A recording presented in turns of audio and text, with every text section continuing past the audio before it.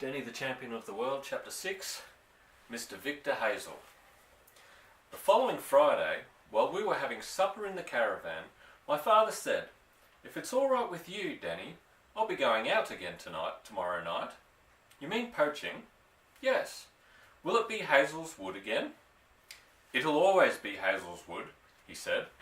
"First because that's where all the pheasants are, and second because I don't like Mr. Hazell one little bit, and it's a pleasure to poach his birds." I must pause here to tell you something about Mr. Victor Hazell. He was a brewer of beer, and he owned a huge brewery. He was rich beyond words, and his property stretched for miles along either side of the valley. All the land around us belonged to him. Everything on both sides of the road, everything except the small patch of ground on which our filling station stood. That patch belonged to my father. It was a little island in the middle of the vast ocean of Mr. Hazell's estate.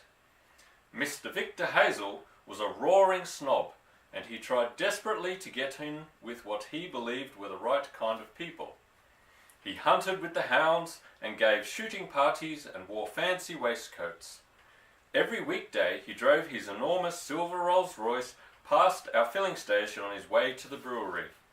As he flashed by, we would sometimes catch a glimpse of the great, glistening, beery face above the steering wheel, pink as ham, or soft and inflamed from drinking too much beer. "No," my father said, "I do not like Mr. Victor Hazell one little bit. I haven't forgotten the way he spoke to you last year when he came in for a fill-up." I hadn't forgotten it either. Mr. Hazell had pulled up alongside the pumps in his glistening, gleaming Rolls-Royce and had said to me, "Fill her up and look sharp about it." I was 8 years old at the time. He didn't get out of the car. He just handed me the key to the cap of the petrol tank, and as he did so, he barked out, "And keep your filthy little hands to yourself, do you understand?" I didn't understand at all, so I said, "What do you mean, sir?" There was a leather riding crop on the seat beside him. He picked it up and pointed it at me like a pistol. "If you make any dirty finger marks on my paintwork," he said, "I'll step right out of this car and give you a good hiding." My father was out of the workshop almost before Mr. Hazell had finished speaking. He strode up to the window of the car and placed his hands on the sill and leaned in. "I don't like you speaking to my son like that," he said. His voice was dangerously soft. Mr. Hazell did not look at him. He sat quite still in the seat of his Rolls-Royce, his tiny piggy eyes staring straight ahead. There was a smug, superior little smile around the corners of his mouth. "You had no reason to threaten him," my father went on. "He had done nothing wrong." Mr. Hazell continued to act as though my father wasn't there. "Next time you threaten someone with a good hiding, I suggest you pick on a person your own size," my father said. "Like me, for instance." Mr. Hazell still did not move. "Now go away, please," my father said. "We do not wish to serve you." He took the key from my hand and tossed it through the window. The Rolls-Royce drove away fast in a cloud of dust. The very next day, an inspector from the local Department of Health arrived and said he had come to inspect our caravan. "What do you want to inspect our caravan for?" my father asked. "To see if it's a fit place for humans to live in," the man said. "We don't allow people to live in dirty, broken-down shacks these days."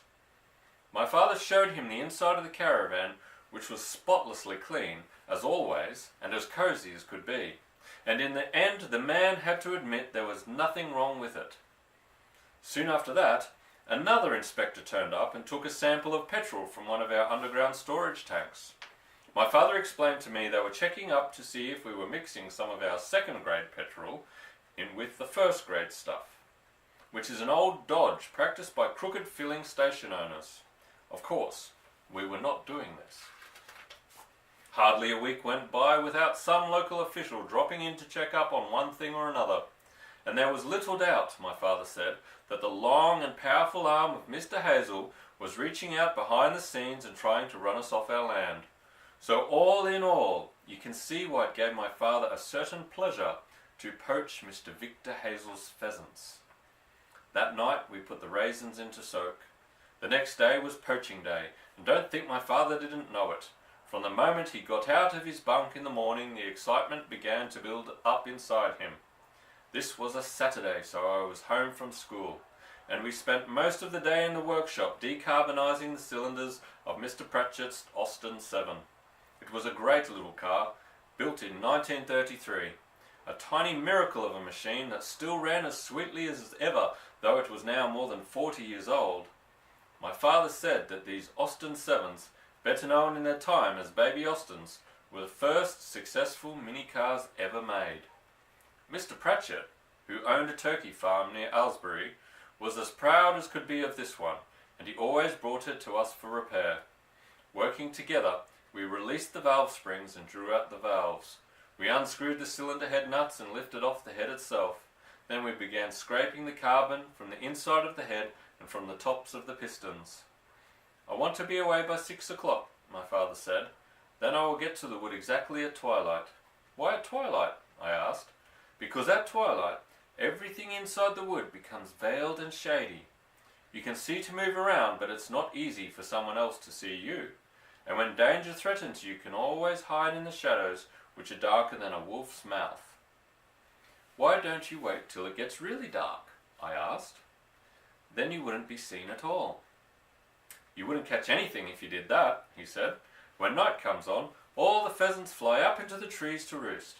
Pheasants are just like other birds. They never sleep on the ground." "Twilight," my father added, "begins about 7:30 this week, and it's at least an hour and a half's walk to the wood. I must not leave here later than 6 o'clock. "Are you going to use the sticky hat, or will it be the horsehair stopper?" I asked. "Sticky hat," he said. "I'm very fond of sticky hat." "When will you be back?" "About 10 o'clock, he said. 10:30 at the latest. I promise I'll be back by 10:30. "You're quite sure you don't mind being left alone?" "Quite sure," I said. "But you will be all right, won't you, Dad?" "Don't you worry about me," he said, putting his arm around my shoulders and giving me a hug. "But you said there wasn't a man in your dad's village that didn't get a bit shot up by the keepers sooner or later." "Ah," my father said. "Yes, I did say that, didn't I? But in those days there were lots more keepers up in the woods than there are now. There were keepers behind almost every tree. How many are there now in Hazell's wood?" "Not too many," he said. "Not too many at all." As the day wore on, I could see my father getting more and more impatient and excited. By 5 o'clock we had finished work on the baby Austin, and together we ran her up and down the road to test her out. At 5:30 we had an early supper of sausages and bacon, but my father hardly ate anything at all. At 6 o'clock precisely he kissed me goodbye and said, "Promise not to wait up for me, Danny. Put yourself to bed at 8 and go to sleep, right?" He set off down the road, and I stood on the platform of the caravan watching him go. I loved the way he moved. He had that long, loping stride all countrymen have who are used to covering great distances on foot. He was wearing an old navy blue sweater and an even older cap on his head. He turned and waved to me. I waved back. Then he disappeared round a bend in the road. It's the end of chapter 6. Good night, sleep tight.